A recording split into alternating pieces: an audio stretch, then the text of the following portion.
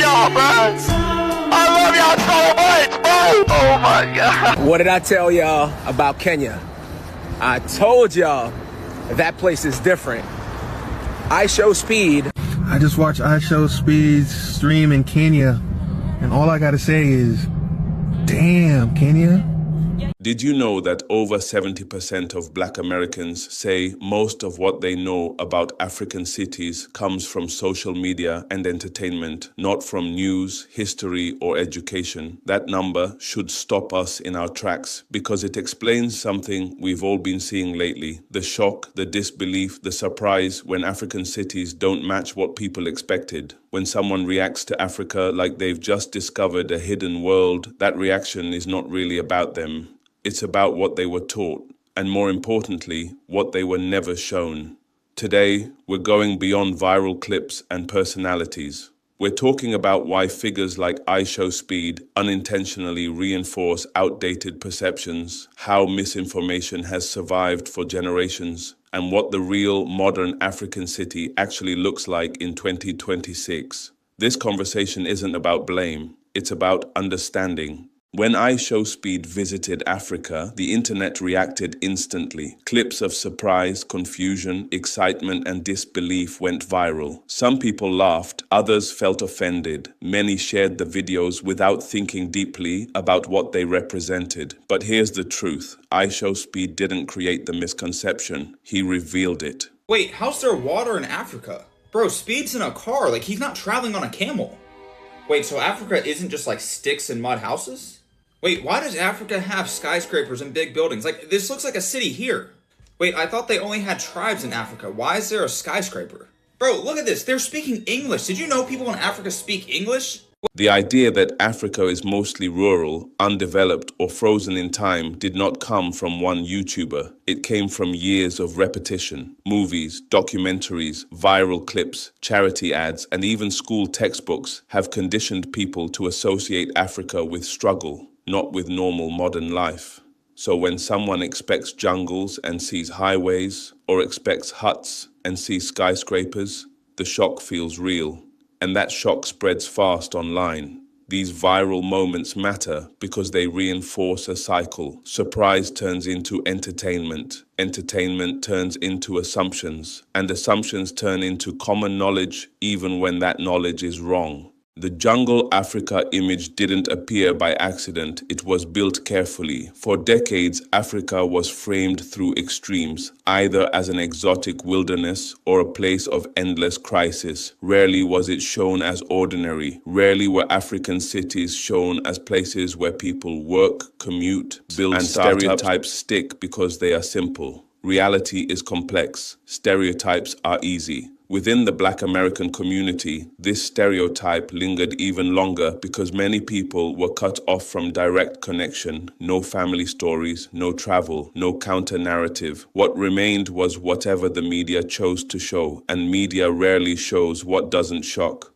This misinformation has deep roots. Colonial narratives deliberately portrayed Africa as backward to justify exploitation. That image didn't disappear after independence, it evolved. Western media continued to focus heavily on conflict, famine, corruption, and disease, while ignoring growth, innovation, and resilience. Even well-meaning coverage often framed Africa as something to be saved, not something that builds, leads, or innovates.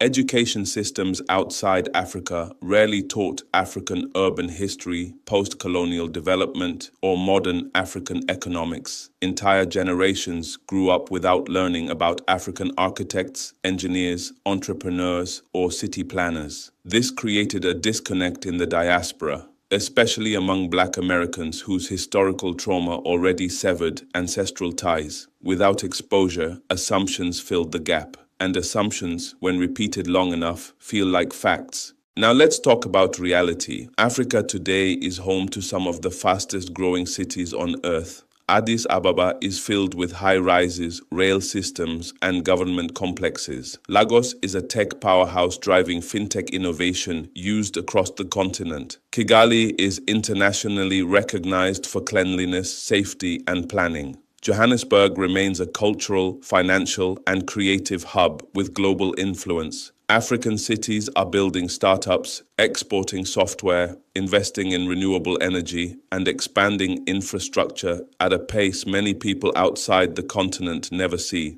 This is not future Africa. This is present Africa. And when Black Americans visit these cities, the reaction is often the same. Surprise, then pride, then frustration. Surprise at how wrong the image was. Pride in seeing what was never shown. Frustration at realizing how long the truth was hidden. Listen to people who've been there. Black Americans who visit African cities often say the real shock isn't the buildings, it's the normalcy. People going to work, kids on buses, entrepreneurs pitching ideas, artists performing, families living life. Some relocate, some invest, some reconnect spiritually and culturally. Almost all say the same thing. This is not what I was told Africa looked like. And that realization changes everything. Y'all, I am struggling today. Why? Because in 48 hours, I'm supposed to return to the States. I have my flight booked. I've already changed my flight twice. And I'm sitting here like, am I really going back? The peace that I feel in my soul right now, and am I really going to let that go? Do you know what it feels like to have spent so long searching for a place that feels like home, searching for a place that makes your nervous system feel calm, where you feel like true inner peace, searching, and then finally you step foot into that place, and it's like my whole world was shifted. That is what Ghana is for me. That is what Accra is for me. I stepped foot onto the soil here, and it's like everything I've been searching for all made sense. It all made sense, and I knew I was home. So I've been sitting here thinking all morning, am I changing my flight again? Am I gonna stay or am I gonna leave? And the logical side of my brain has had to kick in, which you know is not easy for a Pisces. And I'm like, you know what? I have to go back. I have to go back because I need to set up things for me to be able to be here long term. Like, this is home, and I know once I leave, that feeling will not leave me. Now that I've experienced this, there is no way I can continue to live life without having this be part of my normal life experience. So I guess I'm home. Paradise, fam. I keep telling y'all to get here. Look at this.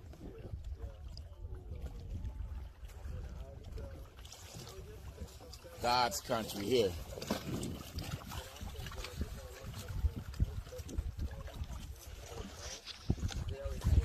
With the homies, came and checked me out from the States.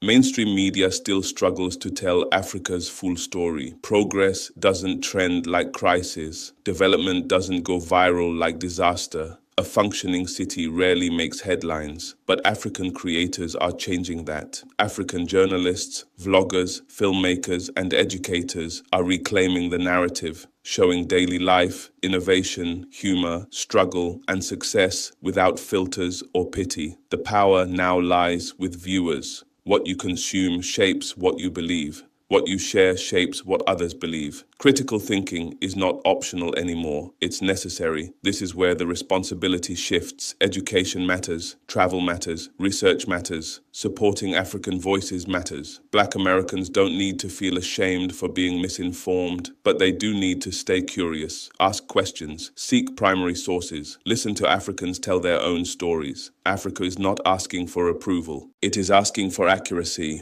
The future depends on connection, not confusion. When someone is shocked by African cities, that shock is not an insult, it's a signal that history was interrupted, narratives were controlled, and truth was delayed. But truth always catches up, and when it does, the only question is whether we're willing to update what we think we know. Africa is moving, Africa is building, Africa is telling its own story. The world is finally listening. Mainstream media still struggles to tell Africa's full story. Progress doesn't trend like crisis. Development doesn't go viral like disaster. A functioning city rarely makes headlines, but African creators are changing that. African journalists, vloggers, filmmakers, and educators are reclaiming the narrative, showing daily life, innovation, humor, struggle, and success without filters or pity. The power now lies with viewers. What you consume shapes what you believe. What you share shapes what others believe. Critical thinking is not optional anymore. It's necessary. This is where the responsibility shifts. Education matters. Travel matters. Research matters. Supporting African voices matters. Black Americans don't need to feel ashamed for being misinformed, but they do need to stay curious, ask questions, seek primary sources, listen to Africans tell their own stories. Africa is not asking for approval. It is asking for accuracy.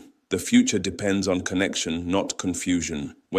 But truth always catches up, and when it does, the only question is whether we're willing to update what we think we know. Africa is moving, Africa is building, Africa is telling its own story. The world is finally listening.